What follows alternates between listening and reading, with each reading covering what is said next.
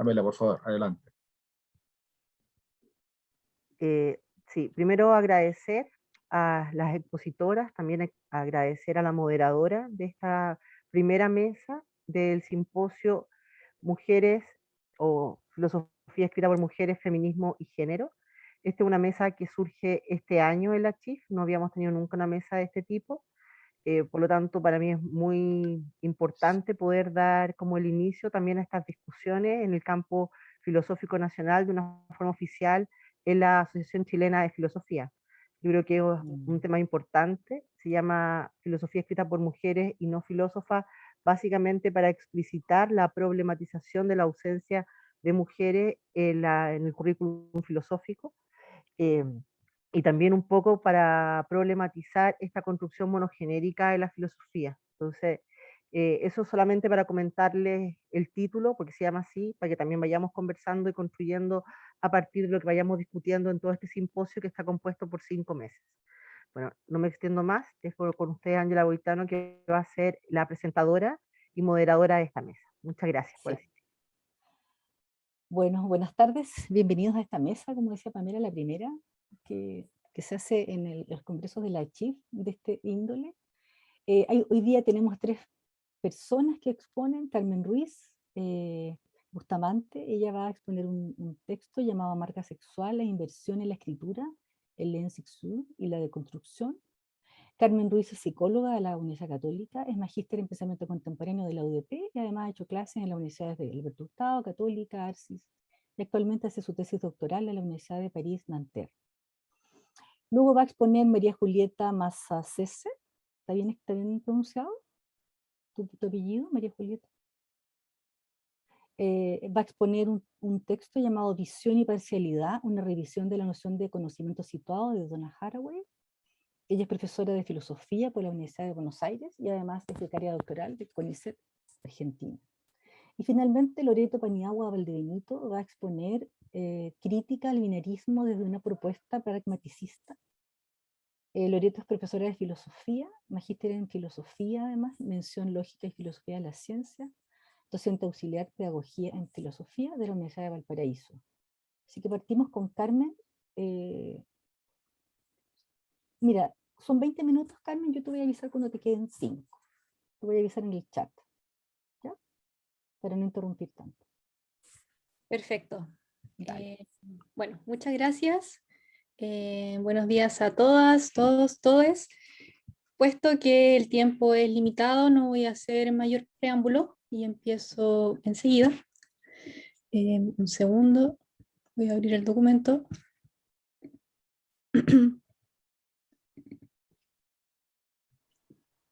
Ya, perfecto. Bueno, como bien se dijo, el título de mi presentación es Marca Sexual e Inversión en la Escritura, el Lensixu y la Deconstrucción. Comienzo entonces. En el documental sobre Derrida que hicieron Kirby Dick y Amy Searing Kaufman, cuando se le pregunta qué filósofo le hubiese gustado que fuese su madre, Derrida responde de manera muy interesante, tal vez decisiva. Comienza diciendo que es una buena pregunta, porque justamente un filósofo no podría ser su madre. Dice, esto es muy importante, es decir, que un filósofo no podría ser su madre. Quiere decir muchas cosas. Quiere decir que la figura del filósofo, para mí, y es por eso que deconstruyo la filosofía, la figura del filósofo para mí es una figura masculina. Es ese mi problema. Toda la deconstrucción del falogocentrismo es la deconstrucción de lo que se llama filosofía, en cuanto que esta ha estado ligada desde siempre a una figura masculina y paterna. Es decir, que el filósofo es un padre, no una madre. Fin de la citación. Esta respuesta me parece crucial, pues invita a leer la escena filosófica como escena familiar, filial, donde la división sexual se cristaliza en el predominio de la figura masculina y paterna. La astucia del guión de tal escena consiste en que está escrito neutralizando la marca sexual y su jerarquización. Tal vez sea por esto que, siguiendo a Derrida, todo texto esconde a la primera mirada la ley de su composición y la regla de su juego. La disimulación de la textura puede, cito a Derrida, tomar siglos en deshacer su tela. lo cual no implica en cualquier caso que la ley y la regla de un texto se librarán algún día a la percepción. La tela envuelve la tela, y la única chance de entrar en el juego de un texto es añadiendo un nuevo hilo, o nuevos hilos, ¿no? Un tejido se deshace, otro, el mismo, se teje. Por eso, no hay dominio total del juego textual ni de sus reglas. Como escribe Derrida al comienzo de la Farmacia de Platón, un texto queda siempre imperceptible. Es esta su lectura interminable. Formulados estos preámbulos, quisiera proponer una lectura sobre la diferencia sexual desde el Ensiksú, tomando elementos de la deconstrucción derridiana, con el fin de invitar a leer este asunto de otra manera. Me parece que las raras ocasiones en que la pregunta por la diferencia sexual aparece, evidentemente, antes bien en estudios de géneros que en filosofía, en donde prácticamente no existe esta cuestión, lo hace descuidando un aspecto necesario, sin embargo, de considerar, al menos si se la quiere pensar a partir de una lectura deconstructiva que no pretenda reproducir simplemente, y ahí subrayo simplemente, la operación de neutralización. Este aspecto tiene que ver con lo que Derrida, a propósito de la doble escritura, llamó inversión. Dicho entre paréntesis, la palabra que Derrida utiliza para inversión en francés es renversement. Una de sus acepciones es inversión, pero otra es también la acción de provocar la caída o la desaparición de algo, en el sentido de derrocamiento, ¿no? Por ejemplo, la caída de un régimen. Me interesa entonces que tengamos en mente estas dos acepciones cuando utilice esa palabra. En una entrevista realizada por Mireille Calgruber, Derrida dice que en sus textos trata de mostrar cómo es que toda lengua, toda fábula está marcada por la diferencia sexual, y cómo es que la filosofía, cito, que a menudo lleva la marca de la masculinidad, está firmada por la firma de hombres, es decir, con firmas que intentan neutralizar la diferencia sexual para, según un estratagema clásico, imponer la firma masculina. Fin de la cita. Bennington destacaba en el libro Contrato, establecido y escrito con Derrida, que, lo cito, el aporte de Derrida a la historia de la filosofía, es decir, lo que haría de él un contemporáneo, consiste en prohibir que la filosofía relegue la diferencia sexual al estatuto de un objeto de ciencia regional sobre texto de una neutralidad trascendental que, en realidad, habría siempre velado un privilegio de lo masculino. De ahí el falogocentrismo. Fin de la cita. Bueno, omitiendo la cuestión del aporte, algo así como una historia de la filosofía, ¿no? Cuestiones que se pueden poner entre comillas, yo diría que este pasaje compromete dos aspectos de la diferencia sexual que me interesa destacar aquí. Por un lado, la neutralización de esta diferencia, por el otro, el camuflaje del privilegio masculino.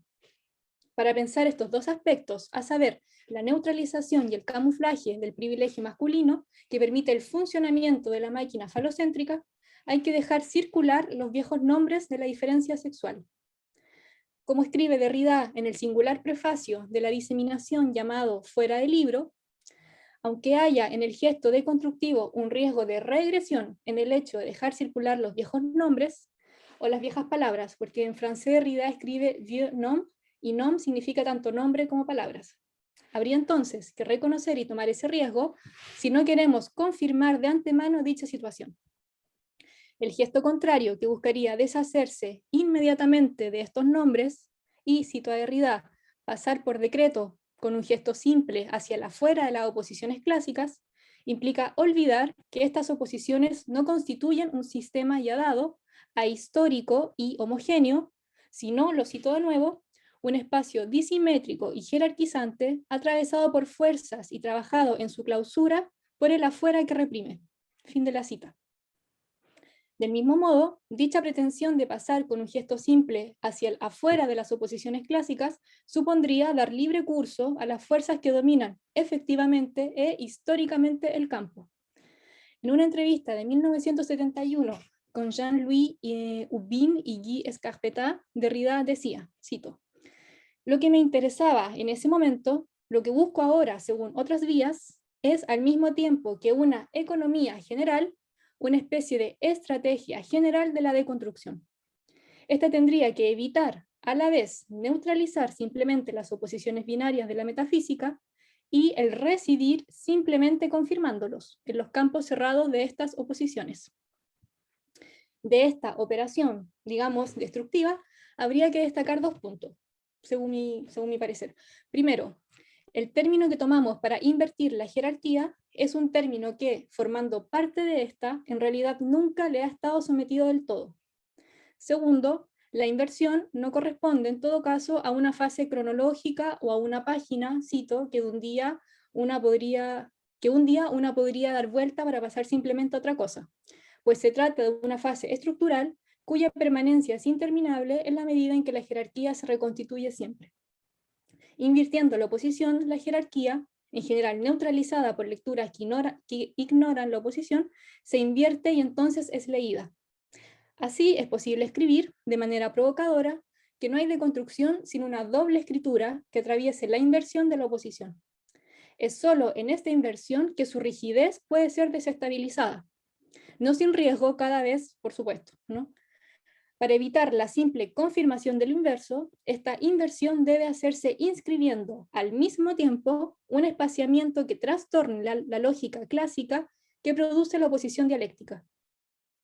Así pues, es considerando esta operación de inversión, descuidada por lo general, que deberá plantearse la cuestión sobre la diferencia sexual, es decir, sus oposiciones, jerarquías y neutralizaciones. Una autora que a mi parecer no ha descuidado esta operación cuando se ha tratado de reflexionar sobre la diferencia sexual, al menos en algunos de sus textos, no en todos, es Hélène Cixous.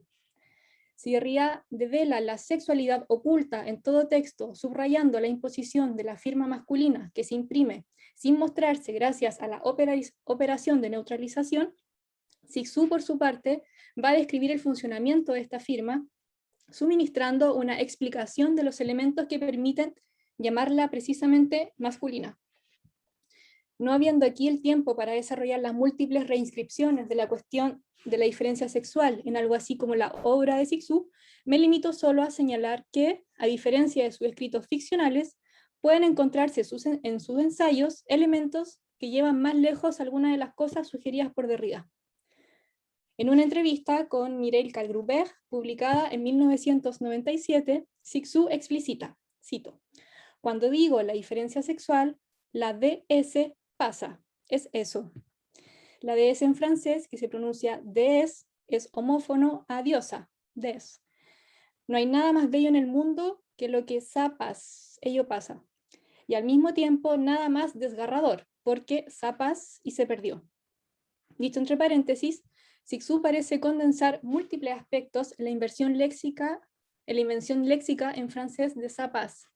Discierno a este respecto 4 posibles vías de lectura que habría que tomar al mismo tiempo. Primero, la diferencia sexual pasa como una DS, como una diosa, ¿no? A través de una abreviación, de una condensación, una diosa pasa. 2. La DS, o la DS, perdón, también pasa como el tiempo, como el instante que pasa y se borra. 3. Zapas en el sentido de algo aceptado y recibido, incluso por contrabando. 4. Está también en juego la cuestión del paso o pasaje, también textual, y por consiguiente una cuestión del lugar. La DS, entonces, no es una región, ni una cosa, ni un espacio preciso entre dos. Ella es el movimiento mismo, dirá Cixous. En la historia textual de la filosofía ha habido diversas tentativas para dominar, no sin violencia, este movimiento. Si Derrida ha propuesto pensar la filosofía a partir de la solidaridad entre falocentrismo y logocentrismo, Cixous continúa esta proposición analizando lo que Derrida ha intentado inscribir en algunos de sus textos, a saber, la cuestión del deseo. Como señala Derrida, en una entrevista con Marie-Louise Mallet, publicada en 2004, cito, «Siempre he intentado en mis seminarios, e incluso en escritos de aspectos más teóricos, incluso académicos, hacer legibles y necesarias, como sea posible, las cuestiones de la inscripción o de la firma del cuerpo, de la vida, del deseo, en el discurso filosófico». Fin de la cita. En De la gramatología, la cuestión del deseo de presencia o de habla viva aparece como el funcionamiento mismo del logocentrismo. Cito tal texto. Hemos identificado el logocentrismo y la metafísica de la presencia como el deseo exigente, potente, sistemático e irreprimible, fin de la cita, de un significado trascendental, más precisamente de la proximidad absoluta entre la voz y el significado, entre la voz y el sentido, sea pensado o vivido. Teniendo en cuenta esta cuestión, es posible decir, siguiendo a Cixous, que si este deseo masculino se erige a partir de la amenaza de la pérdida, es decir, del temor a la castración, entonces esta metafísica deberá ser pensada considerando esta firma impresa. Cixous profundiza la relación entre filosofía y carácter masculino, observando que el rebajamiento de la mujer, así lo dice ella, no es anecdótico, sino necesario para el funcionamiento de la filosofía. Explica lo que significa el hecho de que la filosofía haya sido escrita casi siempre en masculino, bajo una economía que funciona como ley de apropiación. Una de las expresiones de esta ley de apropiación es el desarrollo de una escritura represiva que reifica la diferencia. Es por esto que la historia de la escritura es la historia de la tradición falocéntrica. Cito a Cixous. Ella, es decir, la historia de la escritura, es incluso el falocentrismo que se mira, que se goza de sí mismo y se felicita, expulsando, no sin violencia, todo lo que no pertenece a su marco. Hablaré de la escritura femenina, de lo que ella hará. Es el comienzo de La risa de la medusa, texto publicado en 1975, de Cixous. Anne-Emmanuel Berger observó que La risa de la medusa está escrito en futuro. Así, dirá que si lo femenino es una palabra muy cargada y fosilizada, la escritura femenina, en cambio, viene del porvenir. La historiadora Audrey Lasserre precisa que la noción de escritura femenina se inscribe en el contexto del movimiento de liberación de mujeres en Francia en los años 70, a partir del cual emergió una fuerte crítica a la noción de literatura femenina o de escritos de damas. Según Berger, es por esto que la noción de escritura femenina, de Cixous, ¿no?, se inscribió como un rechazo al uso de la categoría de literatura femenina, es decir, un rechazo a darle una especificidad dogmática a la literatura escrita por mujeres. Por ejemplo, decir que las mujeres hacen novelas sentimentales. Tuvo lugar entonces un cuestionamiento agudo, por un lado, a la institución literaria, que por sus códigos y normas de reproducción patriarcales, excluía la producción literaria escrita por mujeres. Y por otro, tuvo lugar una crítica a la noción de literatura femenina utilizada por los historiadores de la literatura hacia finales de los años 20, que descansaba en una concepción no interrogada de lo femenino, uno de cuyos efectos habrá sido la exclusión de las mujeres del gran relato literario, ¿no? Otro elemento importante a considerar es la utilización de la palabra escritura, en Francia al menos hacia finales de los años 60. Respecto de esto, Berger hace referencia a Derrida en la medida en que con él se trastornó la utilización ordinaria de tal palabra, ya que en Cixous conocía bastante bien. Si la escritura es el nombre de lo que viene a perturbar la unidad y la estabilidad del sentido, entonces la noción de escritura femenina, según Berger, la cito, es casi una tautología. La escritura misma, que Berger llama la loca del logos, es una manifestación de la resistencia a un orden estable de la significación, que es un orden androcéntrico. De esta afirmación de Berger, quisiera detenerme en el adverbio que ella utiliza. La noción de escritura es casi una tautología de la noción derridiana de escritura, decía según acabamos de citar. Justamente porque si bien puede leerse allí una tautología, no lo es totalmente. Dicho de otra manera, no puede tratarse de un simple redoble, o si lo hay entonces al menos un resto que difiere. Lo común a ambas nociones, a saber, escritura y escritura femenina, es que en ambos casos se trata de una operación de inversión. Derrida y Cixous tomaron entonces, no sin estrategia, ambos términos, a saber, escritura y femenino, rebajados y reprimidos en una época histórico-metafísica que Derrida llamó logocéntrica. Aunque Derrida haya mostrado la sexualización de los textos y la textualización de los sexos, subrayando igualmente la imposición de la firma masculina sobre los textos filosóficos, es Cixous quien propuso una lectura del funcionamiento de la división sexual falocéntrica. Adicionalmente a ello, lectura sexualizada de los dos aspectos cruciales de la metafísica, señalados múltiples veces por Derrida, a saber, el deseo de presencia y el miedo que se le liga. En este sentido, la escritura femenina no puede ser una simple tautología de la noción derridiana de escritura, pues hay un factor de género que se añade, tal vez a modo de suplemento, ¿no?, y que permite poner el acento en la cuestión de la diferencia sexual. a través de lo que ella llamó los años 70, tanto por razones filosóficas como políticas, textuales, la escritura femenina, Cixous parece entonces inscribir una inversión, recordemos la palabra renversement, es decir, inversión y al mismo tiempo la acción de provocar la caída o el derrocamiento de algo. Entonces, decía, parece inscribir una inversión de la marca sexual falogocéntrica. Cabe preguntarse, retomando los viejos nombres, aquí escritura y femenina, si su escritura, con sus múltiples giros y tropos que pueden entrar en colisión unos con otros, reinscribe un espaciamiento. Un espaciamiento que, interrogando la organización de las fuerzas y la textura oculta de los textos filosóficos, abre la vía hacia otro tipo de trabajo textual que no dejaría de inscribir también, claro está, otras texturas aún no leídas. Eso, muchas gracias.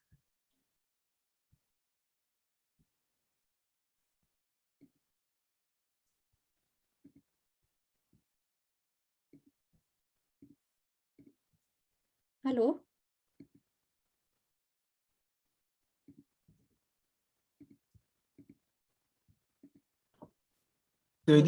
Ángela, debería aparecerte la opción Ahora de... sí. Ya, No, no perfecto. podía. Ahora sí. No, Ok, gracias. vale. Gracias, Carmen. De hecho, tuviste muy, muy justa con tu tiempo. Ahora María Julieta. María Julieta, tú puedes, ¿estás muteada? Sí, también. Camila creo que es la que nos está ayudando, ¿no? Ahí estoy, gracias. No me permitía. Bueno, en primer lugar, saludar a todas y todos los colegas. Es un placer para mí participar de esta mesa y más sabiendo que es la primera vez que están en el Congreso. Así que quería comenzar diciendo eso. Bueno, mi ponencia para esta oportunidad se llama Visión y Parcialidad y mi idea es revisar un concepto de Donna Haraway que creo que ha sido muy influyente, que es el concepto de conocimientos situados. Donna Haraway, como ustedes probablemente sepan, es una bióloga y filósofa norteamericana que tiene una producción muy, muy extendida, que comenzó más o menos en los 70, en su primer libro es del 76 y sigue publicando hasta el día de hoy, de manera que abarca más o menos más de 4 décadas. Así que tiene una producción muy grande. En particular elegí el tema de conocimientos situados porque creo que ha sido muy influyente en multitud de disciplinas y en general es tomado como marco o como premisa metodológica de muchas investigaciones y desarrollos. Un poco mi pregunta tiene que ver con cómo tomamos eso. No exactamente voy a revisar los usos, que podría ser otra ponencia, revisando cómo se usó, en qué sentido y demás. Eso queda por fuera de las pretensiones de esta intervención. Pero sí, un poco está la pregunta, una cierta intuición que dice, bueno, ¿en qué sentido? ¿Cuánto se ha revisado? ¿O cómo lo usamos? Porque yo percibo que muchas veces se toma como algo bastante obvio y me parece que es importante resituar justamente la idea de conocimiento situado en el marco de sus debates y en el marco de la producción de Haraway. Entonces, quiero proponer una revisión en dos sentidos. Primero, en términos de contextualización de los debates, situarlo en donde surge, que es más o menos hacia fines de los 80, principios de los 90. Y después también me gustaría marcar el tema de la visión, que es muy importante y que está en los planteos harawayanos, y cómo Haraway recupera la visión para formular esta noción. Y algo más quería decir. Bueno, el texto aparece primero, ella lo formula en un texto que aparece en el 87, luego ese texto se publica en el 91 en su libro Ciencias, Cyborgs y Mujeres, que es la traducción que tenemos disponible. Pero bueno, creo que está bien enmarcarlo en su primera aparición, sobre todo, que es hacia fines de los 80, porque es un momento de gran ebullición de lo que son los estudios feministas de la ciencia, de lo que es el ingreso de y la configuración de ciertas disciplinas en las universidades norteamericanas especialmente, y van a aparecer esos debates. O sea, no es una noción que Haraway saque de la galera, sino que busca intervenir directamente en algunas lecturas de epistemólogas feministas y de otras filósofas, y acá destaco porque son filósofas y algunas también son historiadoras de la ciencia, en ese contexto muy específico. Que ese contexto también estaba informado por lo que fue el movimiento de liberación femenina de los 70, en el cual la noción de experiencia empezó a tomar un valor muy importante, un valor político y un valor también epistemológico, y esto es lo que nos interesa en este contexto.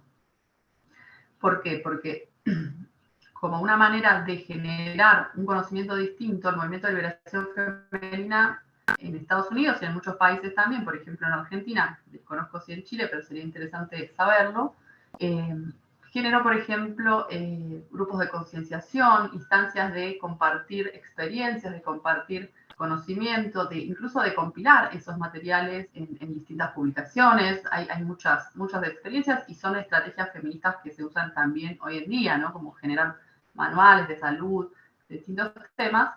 Entonces la experiencia, no la experiencia individual, no únicamente la experiencia individual, sino la experiencia entendida como una construcción colectiva, empieza a tener un valor en la producción del conocimiento. Y esto lo van a tomar varias filósofas, por ejemplo, Nancy Hartsock, Dorothy Smith, para generar una teoría del punto de vista feminista. ¿Qué va a decir esta teoría? Va a decir, bueno, en la posición de las mujeres, no como individuos, sino como grupo, efectivamente hay ciertas perspectivas que son interesantes y que pueden proponer conocimientos menos distorsionados. Y pensémoslo muy concretamente en relación a problemas muy concretos, por ejemplo, la salud, por ejemplo, la vivienda, la violencia, etcétera, etcétera. Si una consulta o toma ese conocimiento, esa experiencia, bueno, se configura otra manera de entender cualquiera sea el conflicto o tema que esté en juego. Y varias de estas corrientes van a ser revisadas por Sandra Harding, que es una filósofa y epistemóloga muy importante. Y ella va a un poco formalizarlas y demás, porque es importante decir que no es una corriente unificada, sino que son muchas, y me parece que eso es importante decirlo en términos de teoría feminista. Hay efectivamente muchas escuelas que están debatiendo, y Harding enmarca todo eso en términos de ciencia sucesora, o bajo la pregunta, bueno, ¿qué ciencia o qué modelos de conocimiento necesitamos las feministas y consideramos que son una contribución a la sociedad en general, ¿no? Y hay también ¿qué empieza a pasar? ¿O qué marca Harding como una tensión en esa época? Que también aparecen muchas de las escuelas que, por ejemplo, comentaba la compañera recién, ¿no? Las escuelas más postestructuralistas, aparecen también, está la sociología del conocimiento, hay en efecto muchas posiciones epistemológicas críticas también que están en ese momento dando vueltas. Y Harding va a marcar esta tensión entre proyectos modernistas, que por ahí lo que buscan es decir, la ciencia es androcéntrica, pero podemos corregirla haciendo mejor ciencia, no subrepresentando a las mujeres, vigilando ciertos sesgos y demás. Ese proyecto modernista donde creemos en la ciencia y creemos que podemos tener un conocimiento fidedigno, a veces se pone en tensión con sensibilidades posmodernas, va a decir Harding, ¿no? Con la idea de que en realidad la ciencia en sí es androcéntrica y habría que cuestionar toda forma de objetividad, por ejemplo, ¿no? Si una lo lleva un poco también al extremo el argumento. Haraway ingresa en este problema, de hecho, su texto de Conocimientos Situados comenzó siendo un comentario crítico de Harding, y ella dice, bueno, a fines de los 80 se encuentra más bien, o le interesa marcar el problema en términos del construccionismo social o versiones empiristas de la ciencia, ¿no? Como feministas parece que son importantes las dos cosas, pero las dos cosas a su vez parecen contradictorias, ¿no? Como cómo conservar una noción de objetividad y de verdad si cuestionamos también críticamente esas mismas nociones, sería un poco resumido el problema.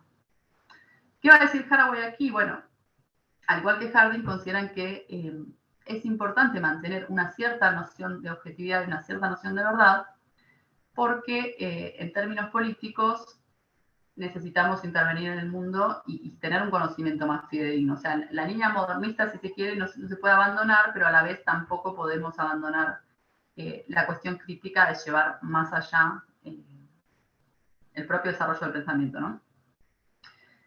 Y acá es interesante también cómo marca un poco el estado de la cuestión Haraway, porque dice, por un lado hay doctrinas de la objetividad, pero sabemos, gracias a los historiadores de la ciencia, por ejemplo Kuhn o muchos otros, a los sociólogos de la ciencia y demás, que en realidad los científicos no se comportan de maneras tan rígidas, sino que tienen enfoques bastante pragmáticos, por ejemplo, ¿no? Entonces, dice, ¿con quiénes estamos discutiendo? ¿O qué pasa si decimos la ciencia está mal? Terminamos como abandonando un campo muy rico de intervención y de discusión.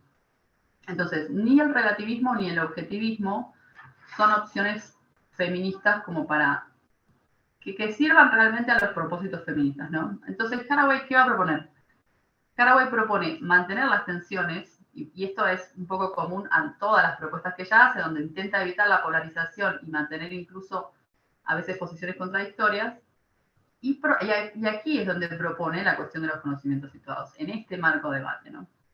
Entonces, ¿de qué se trata conocimientos situados? ¿Es meramente un conocimiento que esté inserto en su situación, que esté localizado? Bueno, sí, pero no nada más, ¿no? Digamos, tiene que ver con registrar el carácter parcial de todo conocimiento, de toda construcción de conocimiento, no como si la parcialidad fuera algo negativo o un defecto, sino como si fuera una condición no eliminable de esa misma producción de conocimiento. Y esto no deja intacto ni al objeto ni al sujeto. Porque ni el objeto ni el sujeto pueden considerarse como objetos o sujetos puros, o dados, o preexistentes o preteóricos, sino que su construcción también está en juego en esa producción de conocimiento. Y pensemos que habíamos nombrado, ¿no?, las teorías desde el punto de vista feminista que decían, bueno, hay un saber particular que ciertos grupos sociales tienen. Bueno, ¿cómo interviene Haraway en este debate? Haraway va a marcar que sí, que efectivamente, en general, los puntos de vista de las personas subyugadas tienen un interés, o sea, nos interesan porque pueden marcar, pueden ver ciertos procesos sociales de una actitud crítica por estar en conflicto que desde posiciones dominantes muchas veces se ignoran o se naturalizan a tal grado que son invisibles, ¿no?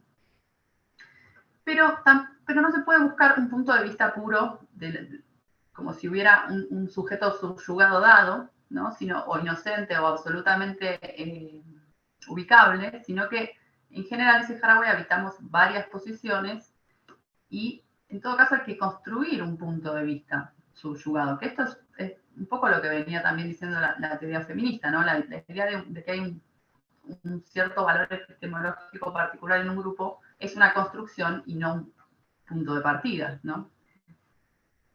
Y bueno, y la segunda cuestión que me interesaba marcar de esta revisión es que muchas veces se usa la noción de conocimientos situados y se olvida el desarrollo en torno a la visión, que es como muy importante en esta noción.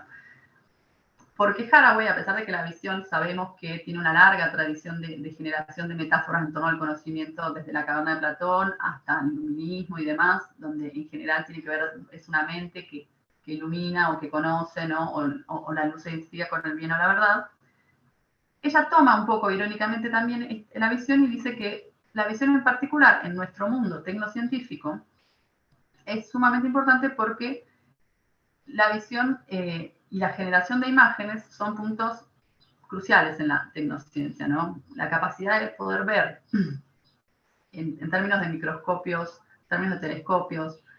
Hay un gran desarrollo de lo visual, del sentido de la vista en nuestra cultura, pero dice Haraway, lo interesante de la visión es que la visión nunca es pasiva, y eso lo muestran muy bien, por ejemplo, los telescopios, ¿no? La visión siempre es activa, sea tecnológicamente mediada o no, y siempre tiene este carácter productivo. Y eso se ve muy bien, decía, por ejemplo, en las imágenes astronómicas, ¿no? A veces vemos una imagen de Venus, y si bien muchas veces las narrativas científicas tienden a crear un efecto de tierra a la vista, ¿no?, como si una pudiera tener la capacidad de ver la cosa directamente, una visión no mediada, una visión directa, en realidad, si uno analiza esa producción de imágenes, lo que ve es una cantidad gigante de bases de datos, reconstrucciones informáticas sobre esos datos, ¿no? Es decir, la visión siempre es una cierta producción y nunca es pasiva, y en nuestra experiencia más cotidiana, la visión es siempre encarnada y siempre perspectivista, porque siempre marca, siempre es de un lugar y nunca es desde ningún lugar. que eso es más bien el lugar que pretenden habitar ciertas doctrinas, tanto del relativismo como del objetivismo. El objetivismo es como la idea de una visión desde ningún lugar, ¿no? Como si una pudiera mirar las cosas sin estar en ningún lado, como si fuera Dios, por ejemplo, ¿no? Y el relativismo es parecido, es como si diera lo mismo cualquier punto de vista, como si cualquier punto de vista fuera intercambiable, y por eso dice Haraway que ninguno de los dos son opciones para los feminismos. Porque precisamente se trata de evitar el truco divino, este truco de hacer como que se mirara desde ningún lugar, y poner el foco entonces en el conocimiento situado, en la parcialidad y en las preguntas también sobre qué visiones hay, cómo vemos, quién es visible, quién no es visible, cómo se producen ciertas imágenes y demás. Así que bueno, básicamente este era mi aporte, como poder enriquecer o volver un poco más robusta esta noción, al menos en estas dos claves, y también situarla, o sea, ubicarla también en ese marco de construcción de lo que han sido las epistemologías feministas en los Estados Unidos, que me parece que es un campo muy interesante en términos de filósofas, de historiadoras de la ciencia, como para conocer y para poder compartir, reflexionar.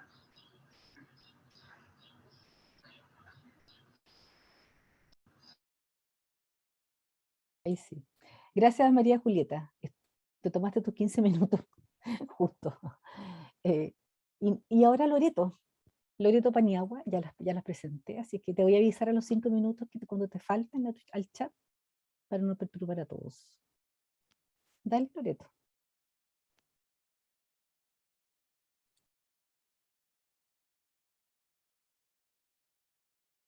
Estás muteada, espérate, estás muteada. Bueno, voy a presentar una presentación que resume más bien la propuesta que he tratado de esbozar con mi investigación de magíster, y voy a proceder a presentar este PowerPoint. Dale. ¿Se ve, verdad? Sí. Sí. Ya. Entonces, bueno, yo he trabajado especialmente en la teoría pragmaticista de Peirce, y quiero iniciar señalando que, bueno, que esta teoría no es lo que comúnmente se entiende por pragmatismo. Generalmente se confunden, ¿ya? Pero no es lo mismo, porque de hecho Peirce trata de desligarse del pragmatismo como nosotros generalmente lo conocemos, el pragmatismo de William James y otros, y más bien lo que intenta él es esbozar cómo la ciencia va generando aproximaciones a ciertas verdades o cierto conocimiento a partir de la semiosis, que es este gran aporte, ¿verdad?, peirciano de cómo nosotros interpretamos la realidad, y entiende, por ejemplo, que existe, como buen realista, porque Peirce es realista, entiende lo real que está ahí, y que nuestra realidad sería una especie de interpretación de lo real.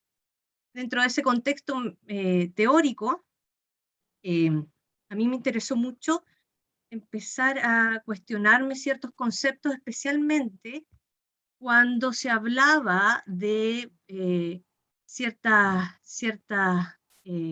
por ejemplo, intersexualidades o disidencias como algo no natural, como algo que es que esto no puede ser porque solamente tenemos, por ejemplo, dos sexos, ¿sí?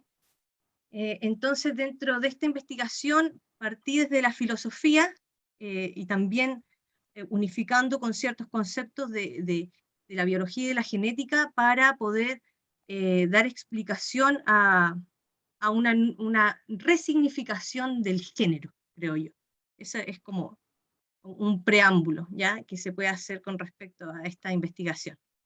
Esta es parte de la investigación en realidad, porque la investigación también termina con un análisis semiótico de ciertas imágenes que dan cuenta del no binarismo, ¿ya? Pero acá quiero intentar solamente esbozar esta nueva concepción de género y cómo la intento concebir.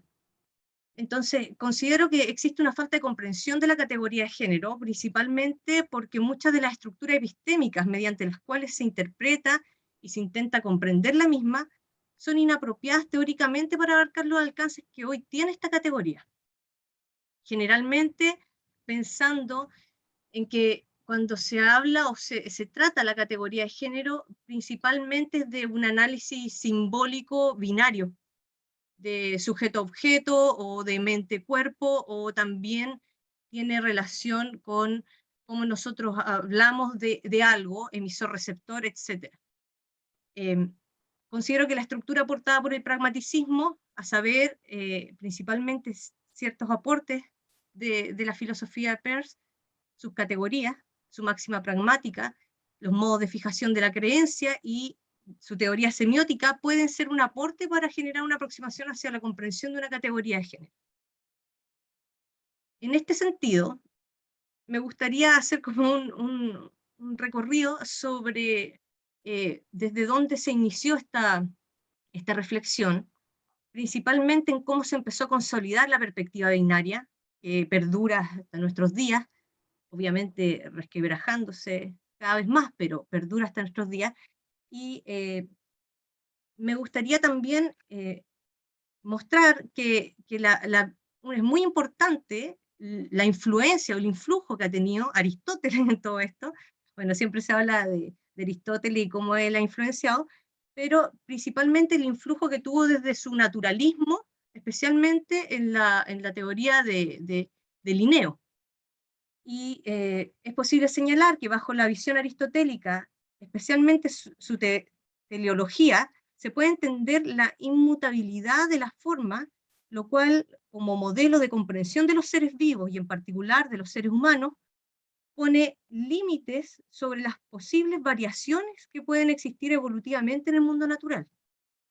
Y de este modo se fijan ciertos propósitos de los seres vivos como necesarios. Para Aristóteles, la reproducción tiene como finalidad eternizar lo finito, y por lo mismo, la forma continuaría sin modificación alguna. Así se mantendrían las propiedades genéricas de los seres reproducidos generación tras generación. El planteamiento de Aristóteles de este sistema de generación y corrupción como un proceso finito obstaculiza cualquier noción evolutiva donde los seres vivos puedan transformarse o experimentar variaciones desde la reproducción, ya que para el estagirita estos cambios implicarían modificaciones en la forma y por lo tanto en la causa teleológica de cualquier organismo que se genere o se corrompa al reproducir descendencia variable o distinta a su progenie. En este sentido, este planteamiento aristotélico marca la regla o un par de principios que se erigen fuertemente en toda la historia, no solamente de la filosofía, sino que también de la ciencia. Y así es como se empieza a explicar el mundo natural, incluso la diferenciación sexual a partir de estos constructos. Es así como podemos encontrar posteriormente que, bueno, Linneo denota al ser humano, ¿verdad?, al ser humane, como Homo sapiens, constituyéndose lo que yo llamaría una exclusión denotativa. Se excluye, en este caso, a la mujer, que es también algo que posteriormente Olympe de Gouges, ¿verdad?, en 1791, hace patente, pero desde el feminismo y desde su crítica a toda esta declaración de los ciudadanos libres e iguales, ¿verdad? Entonces, acá vemos que, dentro de mi investigación yo trato que la cuestión denotativa es interesante porque es como la punta del iceberg de todo esto. Y también esta crítica que tenemos hoy también al lenguaje inclusivo tiene mucha relación con todo esto. Resulta que esto de normalizar estos grandes universales, ¿verdad? De normalizar que se pueda llamar Homo sapiens a la humanidad, ¿verdad? Al le humane, ¿verdad? Es de cierta manera una cuestión nominalista, pero que tiene a la base una estructura epistémica sumamente brutal. sumamente compleja también.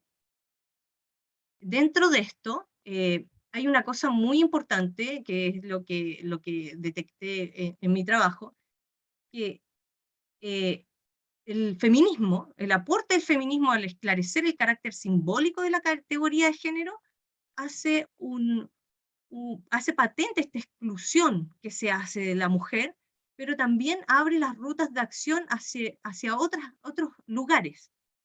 Encontramos diversas teóricas feministas que entienden el carácter simbólico de la diferenciación sexual y también del género como algo que es importante problematizar, y dentro de estas teóricas encontramos también a la historiadora Joan Scott, que expone la importancia de la dimensión simbólica del género, y también repara, y esto es lo interesante para efectos de esta investigación, y también repara en lo limitante de entender a los hombres y mujeres como opuestos, que también es una herencia, se podría decir, de la época clásica, desde los pitagóricos, Aristóteles, que también sitúa a ciertas categorías pitagóricas, y la mujer y el hombre como opuestos, y que también se van solidificando a través de la historia. Entonces, ahí yo me voy a detener un poco, porque este trabajo es una investigación que también se enmarca en epistemología, pero también tiene atisbos de filosofía de la ciencia, y lo interesante de esto es que se genera una especie de revolución, ¿verdad?, de giro epistémico, en cuanto a que hay ciertos conocimientos que se van desvelando, especialmente a finales del siglo XX, con el descubrimiento de ciertos genes o marcadores genéticos también, que vienen a marcar un antes y un después en cuanto a la diferenciación sexual y cómo nosotros podemos entender la diferenciación sexual. Entonces, una de las cuestiones fundamentales de este trabajo es que la crítica feminista al binarismo sexual e identitario, más los desarrollos de estudios sobre la incidencia del gen SRI en la determinación y diferenciación sexual, las diferencias o atipias estructurales corroboran que el sexo biológico y la identidad de género participan de diferentes dimensiones de la sexualidad como proceso. Y estas dos cosas juntas han abierto la posibilidad de una nueva significación de la categoría de género. En ese sentido, cuando intento esbozar algo así como una especie de aproximación al género, me gusta entenderlo como una categoría identitaria, intersubjetiva, que se descubre y se construye en consideración de las dimensiones sexuales, culturales, biológicas y psicoafectivas de los seres dotados de conciencia, y cuyas problemáticas muestran diferentes matices, entendiendo las interseccionalidades, clase, etnia, entre muchas otras, con las cuales se entrelaza. Entonces el género sería una cuestión, una categoría sumamente compleja, en cuanto también todos, todas, todes participamos de esta categoría, y como lo intenta, y esto también es una cuestión compleja, problemática, lo intento expresar en que también vienen a intervenir, obviamente, muchos otros seres dotados de conciencia, no solamente les humanes. Entonces, ahí esa es una dimensión que todavía no he terminado de explorar, pero por allá también va parte de mi estudio. Entonces, ¿qué es lo que pasa con los aspectos biológicos que estuve investigando? Bueno, tenemos esta estructura original, y se descubre el gen SRI, y se da cuenta de que, bueno, dependiendo de cierta manifestación de este gen, o no, porque hay ciertas predisposiciones que se pueden dar, de todas maneras tenemos una estructura original, pero esta estructura original no va a hacer que siempre, por ejemplo, seamos o mujeres bajo un cariotipo XX, u hombres machos bajo un cariotipo XY. esta vieja o anquilosada, se podría decir, explicación de que los cromosomas son nuestro acervo cromosomático, genético, ¿verdad? Viene a determinar fuertemente nuestra diferenciación sexual y también así nuestro género, sería la base de la patologización de los cuerpos, ¿ya? Y de las sexualidades disidentes. Entonces aquí también se intenta hacer una crítica de esta patologización y una especie de exigencia también de una transformación del lenguaje. Es interesante notar que tanto hembras como machos cuentan con el programa básico para el desarrollo sexual como hembras, mientras que en el caso de los machos se necesitan genes y estructuras específicas para su diferenciación, como el gen SRI. Resulta que si el gen SRI muestra algún tipo de atipia y no logra desarrollar supuestamente esta diferenciación, este humane, ¿verdad? Este humane se desarrolla igual como mujer. Muy por el contrario de lo que decían los antiguos, ¿verdad? De que la mujer era una especie de recipiente vacío, donde el hombre sembraba la semilla que tenía toda la potencia, o que las mujeres en este caso eran más bien no como algo que tuviese una estructura originaria, que fuera a marcar la impronta de la generación de la vida. Actualmente entonces se tiene una comprensión de que la estructura basal es la estructura de hembra. Se podría decir en alguna situación más bien taxonómica científica, ¿verdad? Que en algún minuto no hay ninguna diferenciación sexual y seríamos todas hembras, ¿sí? En ese sentido biológico. Pues bien, para ir en contra de este determinismo sexual que generalmente, al cual generalmente nos vemos enfrentados, ¿verdad? Tengo el ejemplo, el contraejemplo antideterminista desde la intersexualidad con el síndrome de Sawyer. Que resulta que en el síndrome de Sawyer existe una especie de atipia en el gen SRI y este humane, ¿verdad? Se desarrolla, nace como hembra, como mujer, se desarrolla como mujer y resulta que si bien no va a tener la posibilidad de reproducirse, puede ser incluso en algunos casos que ni siquiera se entere de que su cariotipo es, o su acervo cromosomático es XY. Supongamos que una mujer con este cariotipo quisiera tener hijos a los 30 años y resulta que no puede tener hijos y va al médico, ¿verdad? Y le sacan algún tipo de perfil y se dan cuenta que su cariotipo es de síndrome de Sawyer y en realidad es XY. No deja de ser mujer por tener estos cromosomas XY, no deja de ser mujer, ¿verdad? Ni deja de desarrollarse como mujer en el mundo, ni de ser un cuerpo, ¿verdad? En un contexto, en situaciones determinadas, que interactúa como mujer en el mundo en este caso, ¿sí? Entonces, aquí este contraejemplo viene a derribar la falsa creencia que los cromosomas y los genes nos vienen a determinar en nuestra diferenciación sexual.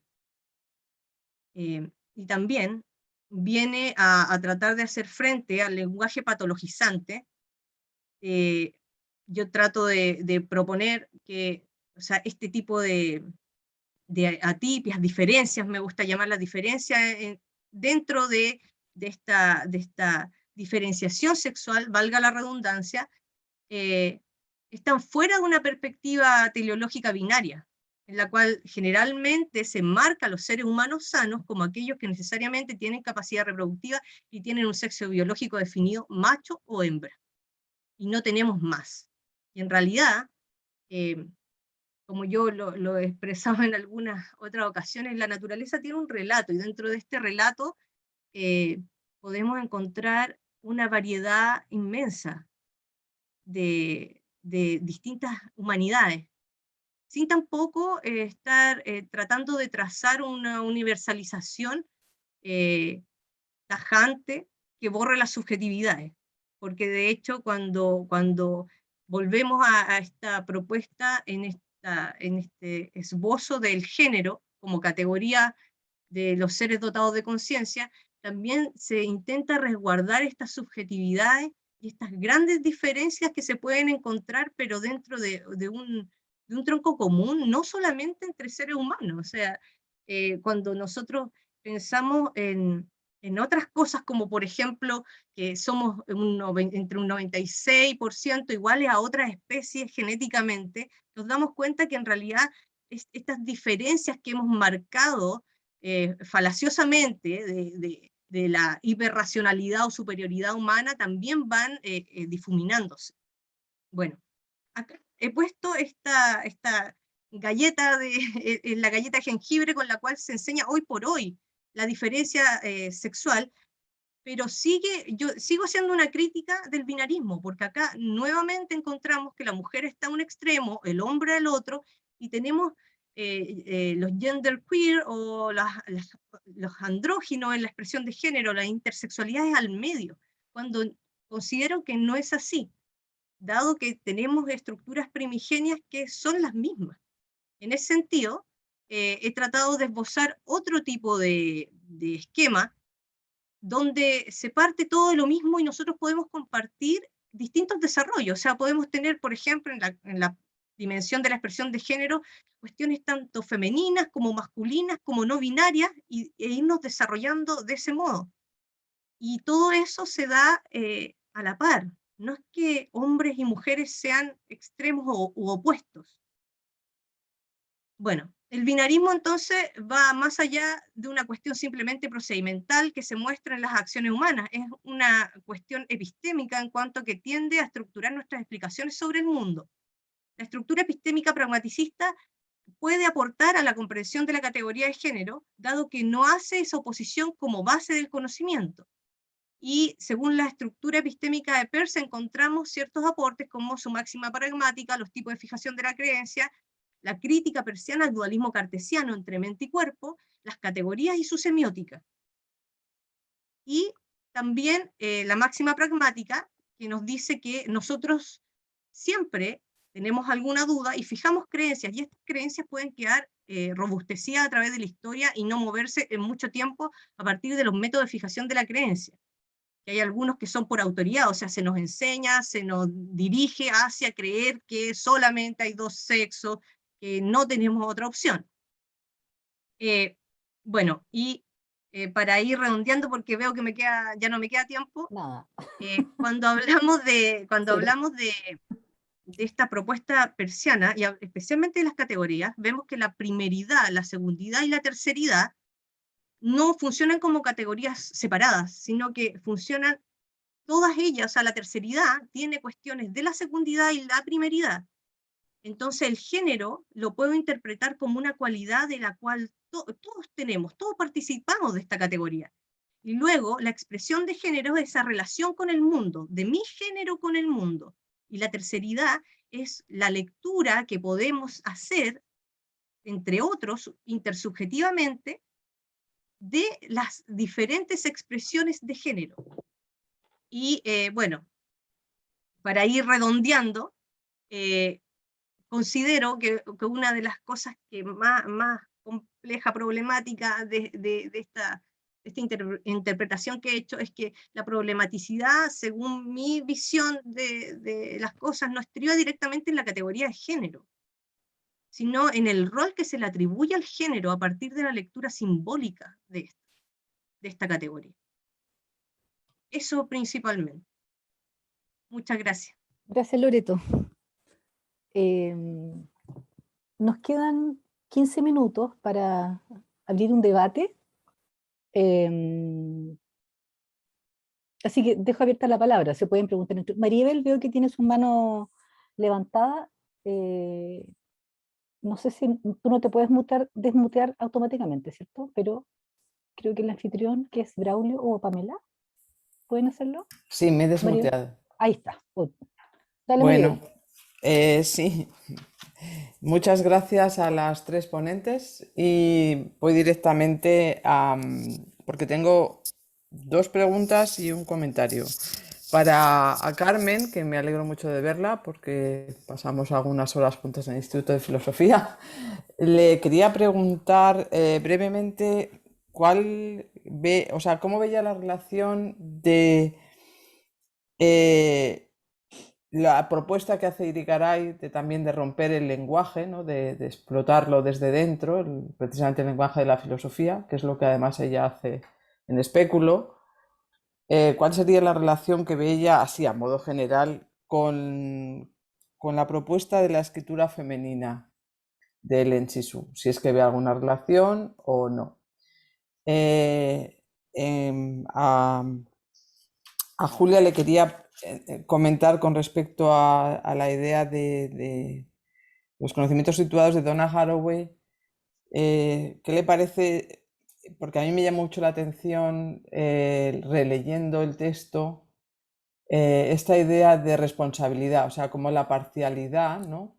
No solamente no significa que dejo de mirar a todo, entonces me hago cargo solamente de una parte, sino que al contrario, nos responsabiliza mucho más que ese punto, ¿no? Un poco del Dios omnipotente y omnipresente. Y a Loreto, que le doy mucho las gracias por esta ponencia, o sea, por este estudio sobre el género. Aquí me quiero entretener un poco más porque, claro, me ha parecido muy, muy interesante que justamente retomes la categoría de género, que es tan cultural, ¿no? Porque así surge, por lo menos porque el género en castellano, en los lenguajes románicas, tiene otro sentido, ¿no? O sea, lo hemos acabado traduciendo así porque hemos adaptado el discurso anglosajón, ¿no? Pero, claro, cuando lo introduce Butler bueno, lo siento, no hay biología, no hay naturaleza. No es que estemos diciendo naturaleza, sexo, cultura, género, sino que todo es género, todo es cultura, ¿no? Entonces me ha llamado mucho la atención y me parece muy sugerente tu trabajo de ir a criticar la categoría de género y del género binario, y justamente, o sea, bueno, la idea de que te apoyes en Peirce me parece súper sugerente, pero eso es otra cosa, lo voy a dejar ahora de lado. Pero claro, me llama mucho la atención que vayas, o sea, que justamente quieras salir de ese binarismo, y hay mucho apoyo en la biología, ¿no? Pero al mismo tiempo reconoces que has dicho una cosa muy bonita, y es que la naturaleza tiene su propio relato, ¿no? El modo de contarlo.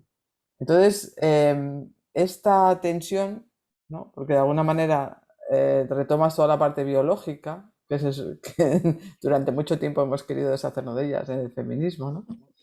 Para hacer otra cosa diferente. Entonces me parece muy sugerente, y me encantaría si pudieras comentar algo de eso, pero a pesar de todo, y esta es mi última pregunta, y esto sí que es una pregunta, es ¿cómo vamos a salir del binarismo? Porque incluso en todos los ejemplos que estabas poniendo, ¿no? La referencia siempre es varón o hembra. ¿Me entiendes lo que quiero decir? Me ha parecido muy interesante tu segundo esquema, o sea, salir de la galleta de jengibre y de ese esquema. Pero ¿de verdad podemos? Quiero decir, ¿nos vamos a librar del binarismo alguna vez? También a la hora de pensar, ¿no? Porque tenemos un pensamiento muy binario, pensamos siempre en categorías y en opuestas, ¿no? Bueno, muchas gracias. Y perdón por lo telegráfico de las preguntas, pero aún así me he extendido mucho. Gracias a las tres. Bueno, comienzo. Sí, por orden. Del tiempo, que no hay mucho. Muchas gracias, María Isabel. También estoy muy contenta de que nos volvamos a ver, no me lo esperaba. Gracias por la pregunta también. Creo que es una tremenda pregunta que claramente no voy a poder abarcar aquí. En primer lugar, porque no soy especialista para nada en Irigaray, aunque me interesa cada vez más, y de hecho Speculum, justamente ese texto había empezado a releer hace poco, me parece un texto muy rico, bastante encriptado también, pero sí puedo decir algunos lineamientos que yo creo que pueden dar, no sé, material para poder discutir. Lo primero que me interesa de hablar de Cixous y de tratar de proponer una lectura que no sea, por un lado, ni el esencialismo, ni por otro lado, porque también aquí en Francia se suele hacer mucha lectura de Cixous, tratando de acoplarlo un poco a la teoría queer, o a los estudios queer, para que no parezca como fuera de moda, ¿no? Como dentro de lo que se la ha acusado como diferencialista, etcétera, etcétera. Y me parece que una y otra lectura están, desde mi punto de vista, equivocadas.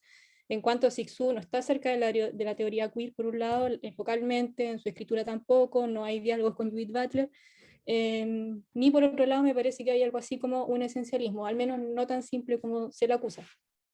Y me parece que eso que hago con Cixous es algo que se podría también eventualmente hacer con Irigaray. Tengo algunas pistas, pero bueno, tengo que estudiar más Irigaray en todo caso para poder dar elementos más al detalle de eso.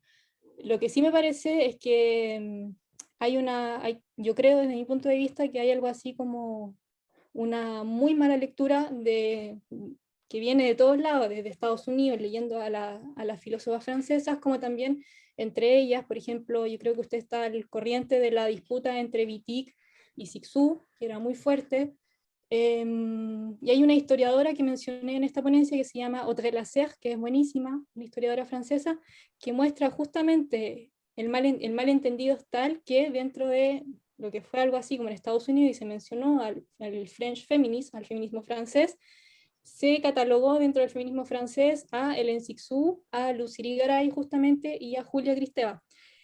Y lo curioso y el malentendido es tal que detrás de esa etiqueta hay una problematización, porque ni Irigaray, ni Cixous, ni Kristeva se consideraban feministas. De hecho, Cixous, si bien fue parte del movimiento de liberación de mujeres, ella siempre se mantuvo a distancia del feminismo, por distintas cuestiones. Bueno, no voy a entrar en eso. Pero ya que se llame feminismo francés a autoras, en este caso, como decía, Irigaray, Cixous y Kristeva, que no se consideraban a sí mismas feministas, al menos en Francia, así lo dice Cixous, en Francia nunca me consideré feminista, me parece que eso ya parte de un malentendido total.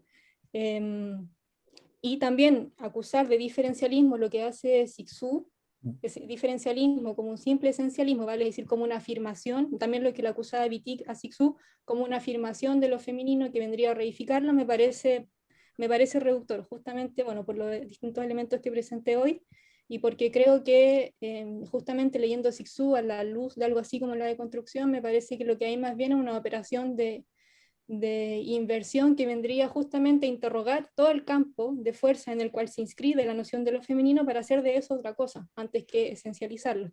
Y justamente para poder mencionar también, porque eso es lo que hace Cixous, al menos en su ensayo de los 70, vale decir en La risa de la medusa, en La joven nacida y en La avenida de la escritura, a acusar también una cierta escritura falocéntrica, ¿no? Y cómo poder hacer de eso otra cosa. Entonces, si no se habla, o sea, entonces lo femenino se inscribe por un lado en un lugar de crítica, por otro lado en un contexto histórico que es el movimiento de liberación de mujeres, y por otro lado en un contexto epocal que es Francia en los años 70, en donde la noción de escritura derridiana era algo que claramente trastocó algo así como la filosofía en Francia y en particular alguien como Cixous, que estuvo en contacto con Derrida constantemente, escribieron juntos, etc. No puede simplemente leerse como una cuestión esencialista. Eso es lo que un poco trato de mostrar y me parece que los trabajos de Irigaray se podría ver también algo así, pero claramente no soy experta en Irigaray, entonces prefiero por ahora no meterme ahí. Pero eso, no sé si respondo un poco. María Julieta, si quieres sigues tú. Sí, bueno, también muchas gracias por la pregunta. Creo que es un punto muy importante y que marcaste muy bien cuál es la relación entre parcialidad y responsabilidad. Yo creo que ahí aparece el debate en torno a parcialidad y neutralidad de la ciencia. Si hay algo así como un conocimiento libre de valores, ¿no? Me parece que es fácil darse cuenta que para Haraway no hay tal cosa en ningún momento, digamos, no solo en un contexto feminista, sino en general la práctica del conocimiento siempre está marcada por esos valores. Y en ese sentido, me parece que la noción de conocimiento situado justamente también apela a qué tipo de conocimiento, o sea, qué tipo de responsabilidad tenemos sobre el conocimiento que producimos y cómo ese conocimiento tiene efectos en el contexto en el que se produce, especialmente para los sujetos de ese conocimiento y para quienes son considerados, quienes o qué son considerados objetos también. Por eso esta idea de que ni el objeto ni el sujeto están dados o son preteóricos, sino que la misma construcción de esos objetos disciplinares, incluidas nosotras como investigadoras o productoras de conocimiento, es un asunto de responsabilidad en ese contexto. Bueno, no me extiendo más porque me parece que todavía queda Loreto. Gracias. Loreto. Bueno, son hartas cosas en realidad. Sí, y también tiene mucho que ver con lo que decía María Julieta, ¿verdad? De que vamos generando interpretaciones, esta realidad, que es esta interpretación de lo real, y eso tiene efectos gigantescos en todas nuestras visiones de mundo, y nos vamos dando cuenta de a poco que nuestra realidad, nuestras interpretaciones nunca alcanzan a ser lo que realmente es ese algo que tratamos de buscar. Es complejo porque no hay obviamente no hay ninguna certeza de que podamos entender, por ejemplo, en este caso, es el género. Tratamos de aprehenderlo de alguna manera, pero se escapa, ¿verdad? Pero sí lo que se puede ver hoy por hoy, yo creo que hay un giro importante en eso, es que la naturaleza tiene su lenguaje, y parece que es un lenguaje que nosotres omitimos. No quisimos dialogar con esto que es parte de nosotros mismos. En ese sentido, por eso a mí me gusta hablar de que la naturaleza tiene un relato, y claro que se genera una tensión. Se genera una tensión ahí porque cuando estamos hablando de género, no hemos estructurado nuestro aprendizaje del mundo desde otras estructuras que no sean estas binarias. Y generalmente hemos ido dicotomizando la mayoría de las dimensiones del conocimiento entre verdadero, falso, bueno, malo, macho, hembra y muchas otras, ¿verdad? Y resulta que hoy por hoy, con muchas revoluciones epistémicas, tecnológicas, nos damos cuenta que estas estructuras lógicas son muy básicas y demasiado estrechas. O sea, no podemos seguir reflexionando el mundo a partir de las dicotomías binarias. No da abasto, ¿verdad? Entonces, es interesante, en este caso, lo de Peirce, porque Peirce habla de que el conocimiento es falible. El conocimiento es revisable y falible. O sea, no podemos dar por hecho que la cosa es exacta, verdadera, completamente certera. Y en segundo lugar, la comunidad de investigadores, que la comunidad de investigadores somos todos, todes, todas, viene a revisar este conocimiento constantemente y lo empieza a transformar.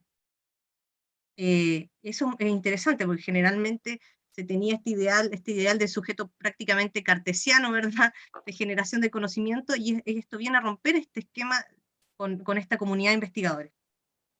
Y con respecto al desafío, ¿cómo nos vamos a librar del binarismo? Es una pregunta muy, muy, muy hermosamente interesante, porque creo que no sé si tenemos que librarnos del binarismo.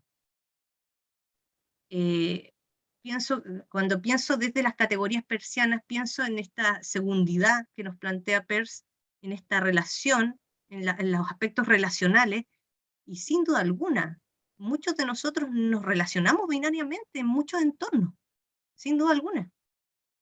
Y no sé si nos vamos a poder librar de eso, porque va a depender de muchas cosas, ¿verdad? Tal vez hay que, más que librarse de eso, resignificarlo a cada instante, o sea, o dentro de nuestro análisis simbólico de las relaciones, podríamos resignificar este binarismo, de alguna manera.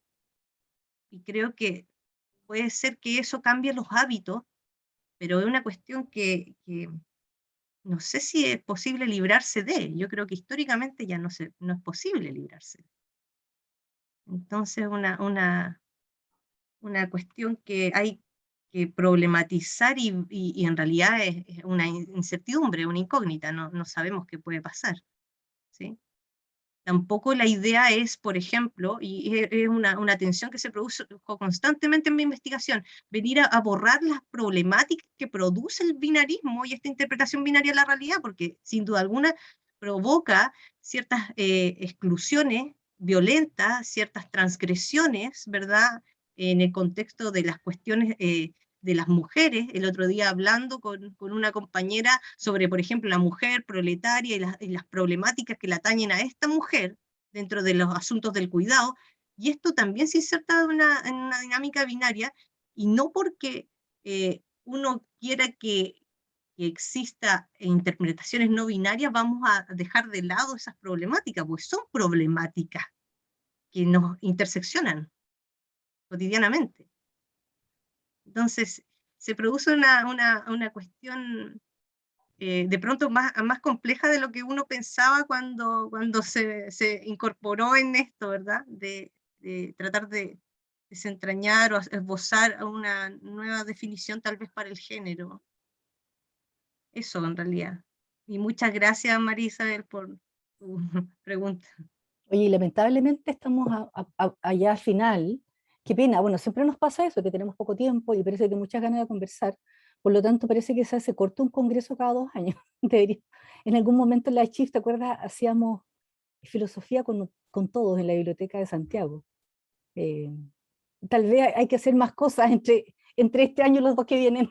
Bueno, gracias a todos por estar acá. Qué buena mesa fue esta, me encantó Carmen y María Julieta y Loreto, sus ponencias, y Maribel, gracias por tu pregunta, gracias a los asistentes. Qué bueno que se inauguró así esta mesa, esta nueva mesa. Que estén bien. Sí. Sí, Bueno, gracias. agradecerle la presencia y la participación, y bueno, mañana seguimos con la mesa sobre Marilena Chacuy, y ahí nos veremos nuevamente Nos veremos quienes quieran nuevamente, participar. algunos. 10:30 de la mañana. Perfecto, muchas gracias a todos y a todas, que estén muy bien. Un Y a gusto, todos. cuídense mucho, que estén bien. Chao. Gracias. Chao, chao.